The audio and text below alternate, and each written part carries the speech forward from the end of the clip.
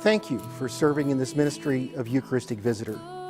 In this ministry, you are bringing and being the body of Christ to those who can't be with us at a communion service on a Sunday morning or during the week. As a Eucharistic Visitor, you are a lay person authorized under the canons of the Church to take communion to those who for good reason cannot be in the service. It's important that this be done in a timely manner. One phrase that we use is from table to table, so that we go from the altar to the person we're visiting, to their table.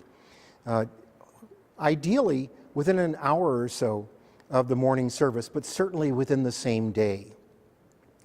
Your presence brings the presence of not your own presence only, but the presence of the entire congregation to those that you're visiting. You're bringing healing. You're bringing hope to them. Many people who are not able to come to church don't have a lot of visitors, and just by being there as a visitor, it's important. But this is a special visit because you're bringing the body and blood of Christ to those who cannot be with us in corporate worship. As a visitor, you're helping the person that you're visiting be one with us and bringing them closer into the church so that they're joined with us really as part of the Sunday service, as you see and follow through how the Eucharistic Visitor is commissioned to begin that ministry and how they serve, that you're extending the Sunday morning worship to those that you're visiting. In the early church, we read in Acts that deacons were commissioned to take the body and blood of Christ from the service to the widows or those who could not be in the service.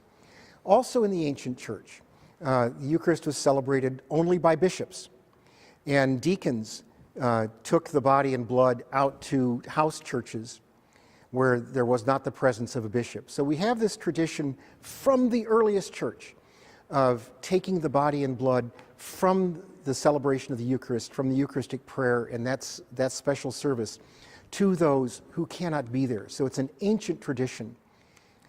In the last 50 or 60 years, with renewal of liturgy in the church and the increase in importance and participation of lay people, the role of what we call the lay Eucharistic Visitor, or now the Eucharistic Visitor, has become more important in sharing this ministry that used to be priests and deacons, because priests and deacons can't get to everybody. And lay people, specially trained, as you're doing now, specially commissioned for the role of Eucharistic Visitor, and licensed by the bishop, and working under the supervision of a priest or a deacon, extend the celebration of the Eucharist to those who can't be there. And while it's an ancient tradition, it's renewed in the church in these last few years. Jesus sent his disciples out 2 by 2.